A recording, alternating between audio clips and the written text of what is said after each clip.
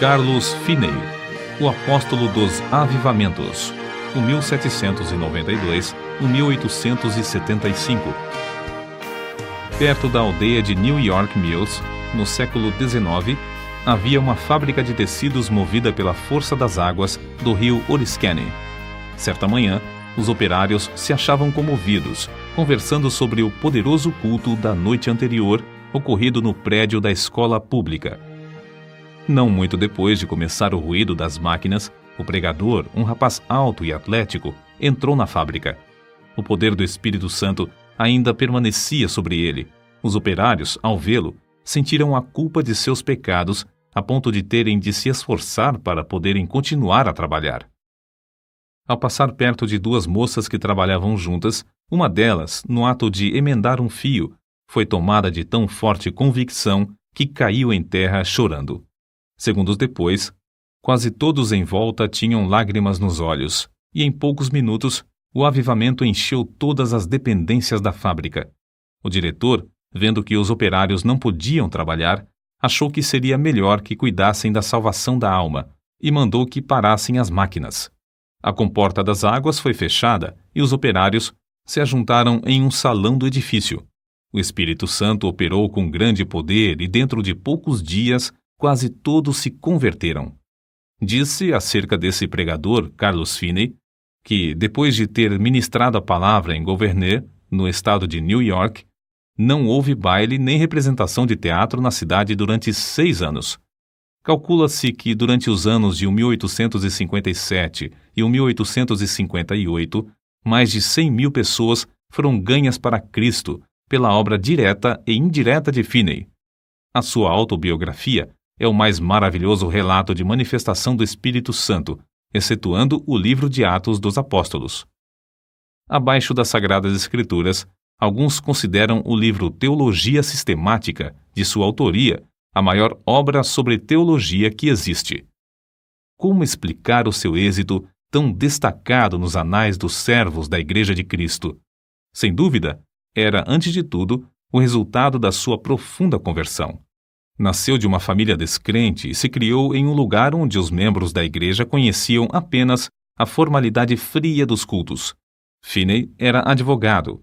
Ao encontrar nos seus livros de jurisprudência muitas citações da Bíblia, comprou um exemplar com a intenção de conhecer as Escrituras. O resultado foi que, após a leitura, achou mais e mais interesse nos cultos dos crentes. Acerca da sua conversão, ele relata na sua autobiografia o seguinte: ao ler a Bíblia, ao assistir às reuniões de oração e ouvir os sermões de Sr. Gale, percebi que não me achava pronto a entrar nos céus. Fiquei impressionado especialmente com o fato de as orações dos crentes, semana após semana, não serem respondidas. Li na Bíblia: pedi e dar-se-vos-á, buscai e encontrareis, batei e abrir-se-vos-á. Li também que Deus é mais pronto a dar o Espírito Santo aos que lhe o pedirem do que os pais terrestres a darem boas coisas aos filhos. Ouvi os crentes pedirem um derramamento do Espírito Santo se confessarem, depois que não receberam. Exortavam uns aos outros a se despertarem para pedir em oração um derramamento do Espírito de Deus e afirmavam que assim haveria um avivamento com a conversão de pecadores. Mas, ao ler mais a Bíblia, vi que as orações dos crentes não eram respondidas porque não tinham fé, isto é, não esperavam que Deus lhes daria o que pediam. Entretanto, com isso, senti um alívio acerca da veracidade do Evangelho e fiquei convicto de que a Bíblia, apesar de tudo, é a verdadeira Palavra de Deus. Foi num domingo de 1821 que assentei no coração resolver o problema sobre a salvação da minha alma e ter paz com Deus. Apesar das minhas grandes preocupações como advogado, resolvi seguir rigorosamente a determinação de ser salvo. Pela providência de Deus, não me achei muito ocupado nem segunda nem terça-feira, e consegui passar a maior parte do tempo lendo a Bíblia e orando. Mas ao encarar a situação resolutamente, achei-me sem coragem para orar, sem tapar o buraco da fechadura. Antes, deixava a Bíblia aberta na mesa com os outros livros, e não me envergonhava de lê-la diante do próximo. Mas então, se entrasse alguém, eu colocaria um livro aberto sobre a Bíblia para escondê-la. Durante a segunda e a terça-feira, a minha convicção aumentou, mas parecia que o coração se havia endurecido. Eu não podia chorar nem orar. Terça-feira, à noite, senti-me muito nervoso e parecia-me estar perto da morte. Reconhecia que, se eu morresse, por certo iria para o inferno.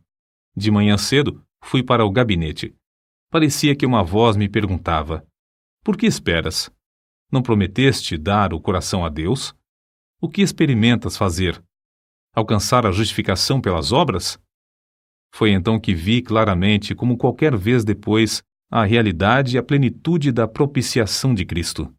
Vi que sua obra era completa, e em vez de eu necessitar de uma justiça própria para Deus me aceitar, tinha de sujeitar-me à justiça de Deus por intermédio de Cristo. Sem o saber, fiquei imóvel. Não sei por quanto tempo, no meio da rua, no lugar onde a voz de dentro se dirigiu a mim. Então, me veio a pergunta: aceitá-lo-ás agora? Hoje? Repliquei: aceitá-lo-ei hoje, ou me esforçarei para isso até morrer. Em vez de ir ao gabinete, voltei para entrar na floresta, onde podia derramar a alma sem alguém me ver nem me ouvir. Porém, o meu orgulho continuava a se manifestar. Passei por cima de um alto e andei furtivamente atrás de uma cerca, para que ninguém me visse, e pensasse que ia orar. Penetrei dentro da mata a cerca de meio quilômetro, onde achei um lugar mais escondido entre algumas árvores caídas. Ao entrar, disse a mim mesmo: entregarei o coração a Deus, ou então não sairei daqui. Mas, ao tentar orar, o coração não queria. Pensara que, uma vez sozinho, onde ninguém pudesse ouvir-me, podia orar livremente. Porém, ao experimentar fazê-lo, achei-me sem coisa alguma a dizer a Deus. Toda vez que tentava orar, parecia-me ouvir alguém chegando. Por fim, achei-me quase em desespero. O coração estava morto para com Deus e não queria orar. Então, reprovei-me a mim mesmo por ter me comprometido a entregar o coração a Deus antes de sair da mata. Comecei a pensar que Deus já me tivesse abandonado. Achei-me tomado de uma fraqueza demasiadamente grande para ficar de joelhos. Foi justamente nessa altura que pensei novamente que eu via alguém se aproximando e abri os olhos para ver. Logo foi-me revelado que o orgulho do meu coração era a barreira entre mim e a minha salvação. Fui vencido pela convicção do grande pecado de eu envergonhar-me se alguém me encontrasse de joelhos perante Deus, e bradei em alta voz que não abandonaria o lugar, nem que todos os homens da terra e todos os demônios do inferno me cercassem. Gritei: ora, um vil pecador como eu, de joelhos perante o grande e santo Deus, confesso-lhe os pecados e me envergonho dele perante o próximo, pecador também, porque me encontro de joelhos para achar paz com o meu Deus ofendido. O pecado parecia-me horrendo, infinito. Fiquei quebrantado até o pó perante o Senhor. Nessa altura, a seguinte passagem me iluminou: então me invocareis, e ireis e orareis a mim, e eu vos ouvirei, e buscar-me-eis e me achareis, quando me buscardes de todo o vosso coração. Continuei a orar e a receber promessas e apropriar-me delas. Não sei por quanto tempo. Orei até que, sem saber como, achei-me voltando para a estrada. Lembro-me de que disse a mim mesmo: se eu me converter, pregarei o Evangelho. Na estrada, voltando para a aldeia, certifiquei-me da preciosa paz e da gloriosa calma na minha mente. Que é isso? Perguntei-me a mim mesmo. Entristecera eu o Espírito Santo até retirar-se de mim? Não sinto mais convicção. Então, lembrei-me de que dissera a Deus que confiaria na sua palavra. A calma de meu espírito era indescritível. Fui almoçar, mas não tinha vontade de comer. Fui ao gabinete, mas meu sócio não voltara do almoço. Comecei a tocar a música de um hino no rabecão, como de costume. Porém, ao começar a cantar as palavras sagradas, o coração parecia derreter-se e só podia chorar. Ao entrar e fechar a porta atrás de mim, parecia-me ter encontrado o Senhor Jesus Cristo face a face. Não me entrou na mente, na ocasião, nem por algum tempo depois, que era apenas uma concepção mental. Ao contrário, parecia-me que eu o encontrara como encontro qualquer pessoa. Ele não disse coisa alguma, mas olhou para mim de tal forma que fiquei quebrantado e prostrado aos seus pés. Isso, para mim, foi, depois, uma experiência extraordinária, porque parecia-me uma realidade, como se ele mesmo ficasse em pé perante mim, e eu me prostrasse aos seus pés, e lhe derramasse a minha alma. Chorei alto e fiz tanta confissão quanto foi possível entre soluços. Parecia-me que lavava os seus pés com as minhas lágrimas. Contudo, sem sentir ter tocado na sua pessoa. Ao virar-me para me sentar, recebi o poderoso batismo com o Espírito Santo. Sem o esperar, sem mesmo saber que havia tal para mim, o Espírito Santo desceu de tal maneira que parecia encher-me corpo e alma. Senti-o como uma onda elétrica que me traspassava repetidamente. De fato, parecia-me como ondas de amor liquefeito, porque não sei outra maneira de descrever isso. Parecia o próprio fôlego de Deus. Não existem palavras para descrever o maravilhoso amor derramado no meu coração. Chorei de tanto gozo e amor que senti. Acho melhor dizer que exprimi, chorando em alta voz, as inundações indizíveis do meu coração. As ondas passaram sobre mim, uma após outra, até eu clamar: morrerei, se estas ondas continuarem a passar sobre mim. Senhor, não suporto mais. Contudo, não receava a morte. Não sei por quanto tempo este batismo continuou a passar sobre mim e por todo o meu ser, mas sei que era já noite quando o dirigente do coro veio ao gabinete para me visitar. Encontrou-me nesse estado de choro, aos gritos, e perguntou: Sr. Finney, que tem? Por algum tempo não pude responder-lhe. Então ele perguntou mais: Está sentindo alguma dor? Com dificuldade, respondi: Não, mas sinto-me demasiado feliz para viver. Saiu e, daí a pouco, voltou acompanhado por um dos anciãos da igreja. Esse ancião sempre foi um homem de espírito ponderado e quase nunca ria. Ele, ao entrar, encontrou-me no mesmo estado, mais ou menos como quando o rapaz o foi chamar. Queria saber o que eu sentia e eu comecei a lhe explicar. Mas, em vez de responder-me, foi tomado de um riso espasmódico. Parecia impossível evitar o riso que procedia do fundo do seu coração. Nessa altura, entrou certo rapaz que começara a frequentar os cultos da igreja. Presenciou tudo por alguns momentos, até cair ao chão em grande angústia de alma, clamando: Orem por mim! O ancião da igreja e o outro crente oraram, e depois Finney também orou. Logo após todos se retirarem, deixando Finney sozinho. Ao deitar-se para dormir, Finney adormeceu, mas logo acordou por causa do amor que lhe transbordava ao coração. Isso aconteceu repetidas vezes durante a noite. Sobre isso, ele escreveu depois: Quando me acordei de manhã, a luz do sol penetrava no quarto. Faltam-me palavras para exprimir os meus sentimentos ao ver a luz do sol. No mesmo instante, o batismo do dia anterior voltou sobre mim. Ajoelhei-me ao lado da cama e chorei pelo gozo que sentia. Passei muito tempo sem poder fazer coisa alguma senão derramar a alma perante Deus. Durante o dia, o povo se ocupava em falar da conversão do advogado. Ao anoitecer, sem qualquer anúncio do culto, ajuntou-se uma multidão no templo. Quando Finney relatou o que Deus fizera na sua alma, muitos foram profundamente tocados. Um sentiu-se tão convicto que voltou a casa sem o chapéu. Certo advogado afirmou: É claro que ele é sincero, mas que enlouqueceu é evidente. Finney falou e orou com grande liberdade. Realizavam-se cultos todas as noites por algum tempo, aos quais assistiam pessoas de todas as classes.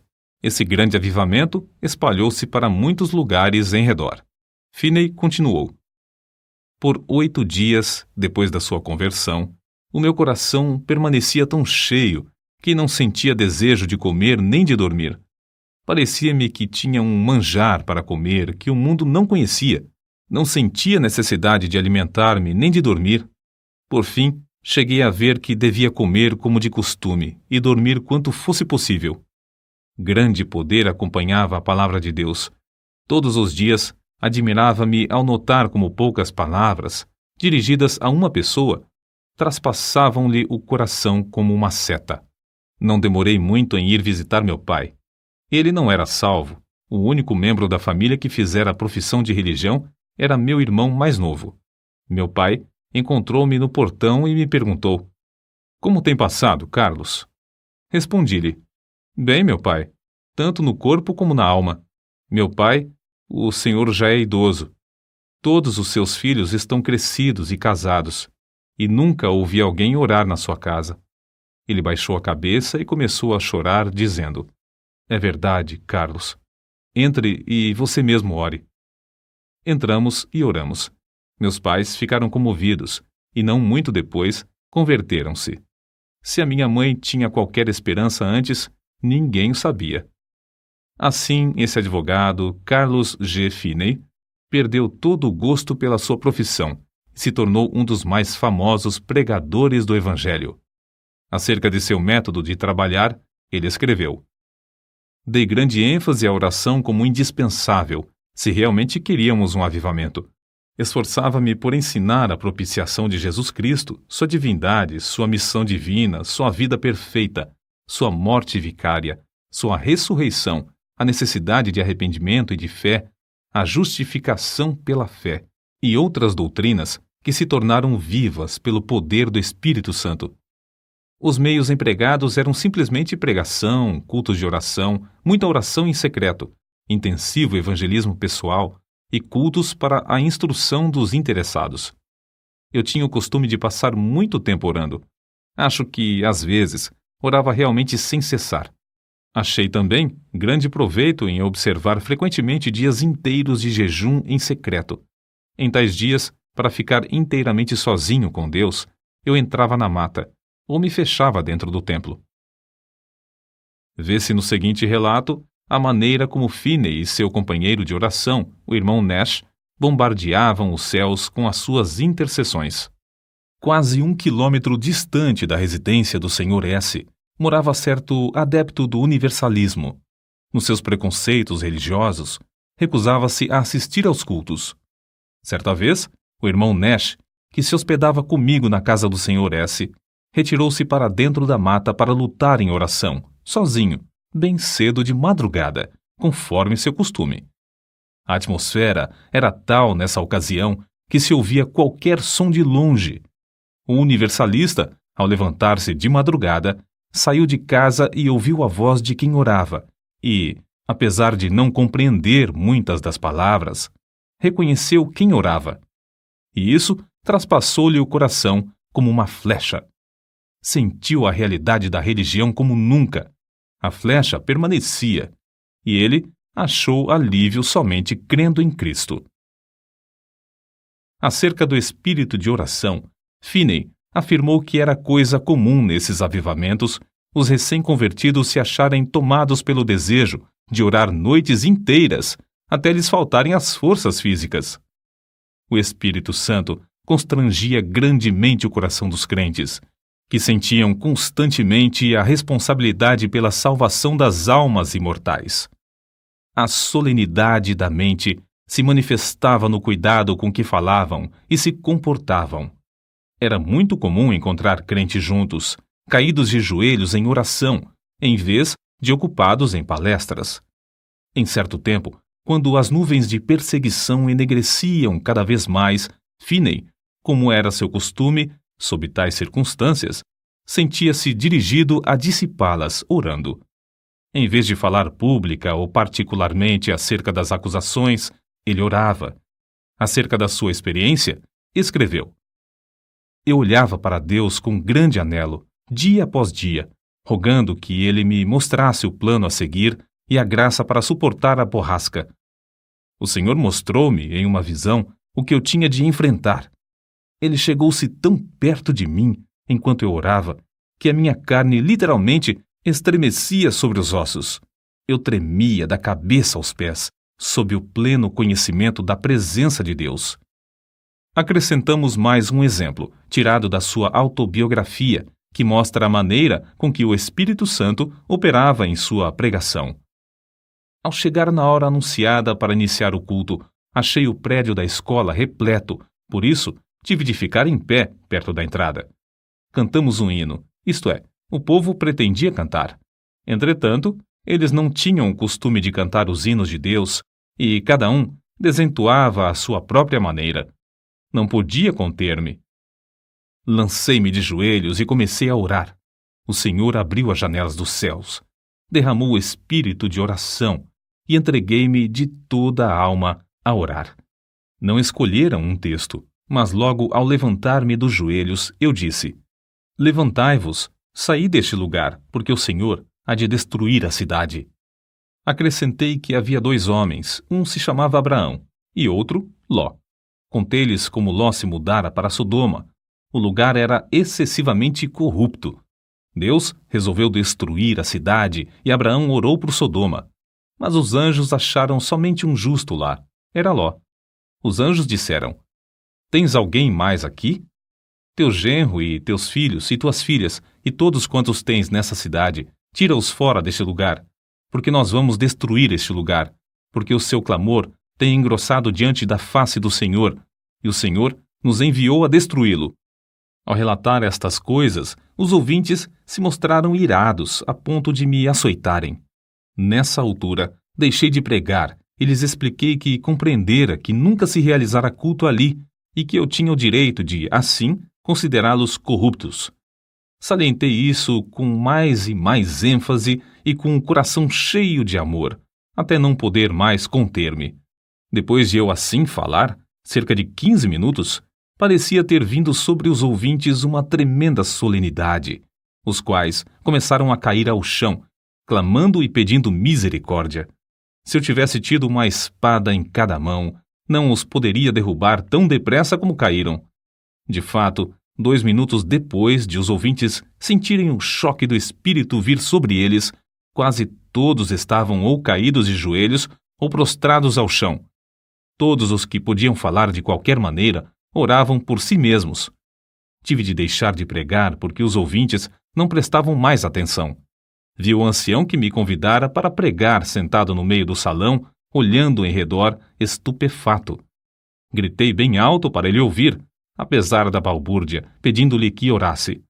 Caiu de joelhos e começou a orar em voz retumbante, mas o povo não prestou atenção.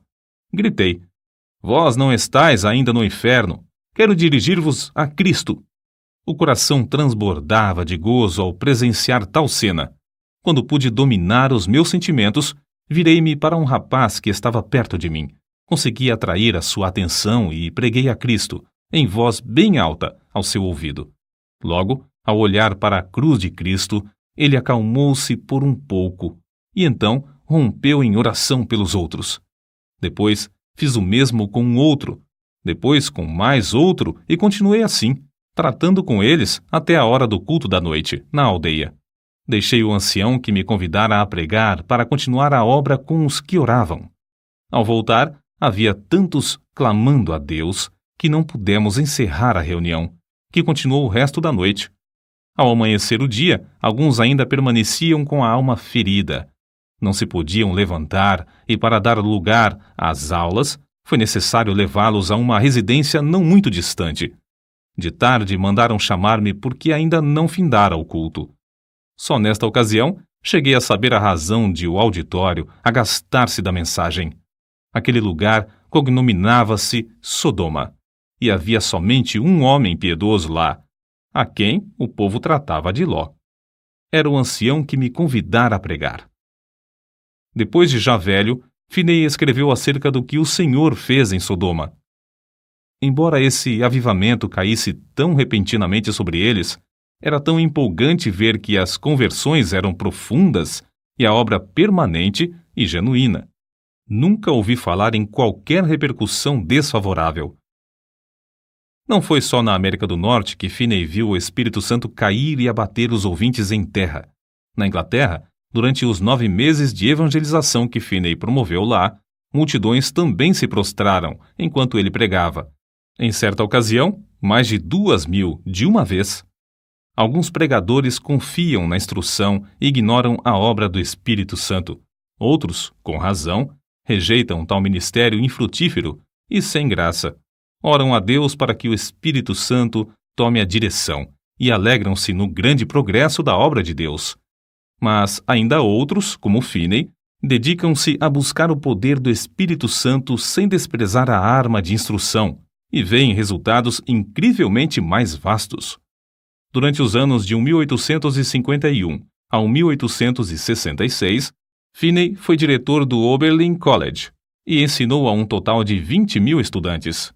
Dava mais ênfase ao coração puro e ao batismo no Espírito Santo do que à preparação do intelecto. O resultado foi que, de Oberlin, saiu uma corrente contínua de alunos cheios do Espírito Santo. Assim, após o término de uma campanha intensiva de evangelismo e no meio dos seus esforços no colégio, em 1857, Finney via cerca de 50.000, todas as semanas, converterem-se a Deus. By My Spirit, Jonathan Goforth, página 183. Os diários de New York, às vezes, quase não publicavam outras notícias senão do avivamento. Suas lições aos crentes sobre avivamento foram publicadas primeiro em um jornal e depois em um livro de 445 páginas que se intitulava Discursos sobre Avivamentos. As primeiras 2 edições, de 12.000 exemplares, foram vendidas logo ao saírem do prelo. Outras edições foram impressas em vários idiomas. Uma só editora em Londres publicou 80.000. Entre suas outras obras de circulação mundial, contam-se as seguintes: sua autobiografia, Discursos aos Crentes e Teologia Sistemática. Os convertidos nos cultos de Finney eram pela graça constrangidos a andar de casa em casa para ganhar almas. Ele mesmo se esforçava para preparar o maior número de obreiros em Oberlin College. Mas o desejo que ardia sempre em tudo era o de transmitir a todos o espírito de oração. Pregadores como Abel Carey e Father Nash viajavam com ele e, enquanto ministrava a palavra, eles continuavam prostrados em oração. Vejamos isso nas palavras de Finney. Se eu não tivesse o espírito de oração, não alcançaria coisa alguma. Se por um dia ou por uma hora eu perdesse o espírito de graça e de súplica, não poderia pregar com o poder e fruto, e nem ganhar almas pessoalmente. Para que alguém não julgue que a obra era superficial, citamos outro escritor. Descobriu-se, por pesquisa empolgante, que mais de 85 pessoas de cada 100 que se convertiam sob a pregação de Finney permaneciam fiéis a Deus, enquanto 75 pessoas de cada 100 das que professaram conversão nos cultos de algum dos maiores pregadores se desviavam. Parece que Finney tinha o poder de impressionar a consciência dos homens sobre a necessidade de um viver santo, de tal maneira que produzia fruto mais permanente. Deeper Experience of Famous Christians, página 243. Finney continuou a inspirar os estudantes de Oberlin College até a idade de 82 anos. Já no fim da vida, permanecia tão lúcido de mente como quando jovem, e sua vida nunca foi tão rica no fruto do Espírito e na beleza da sua santidade do que nos últimos anos. No domingo 16 de agosto de 1875, pregou seu último sermão, mas à noite não assistiu ao culto.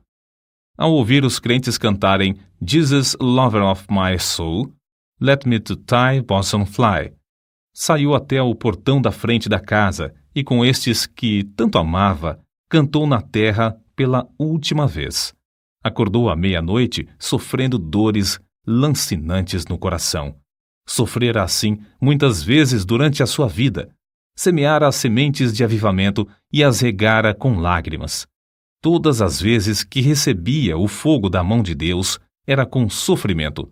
Finalmente, antes de amanhecer o dia, dormiu na terra para acordar na glória, nos céus.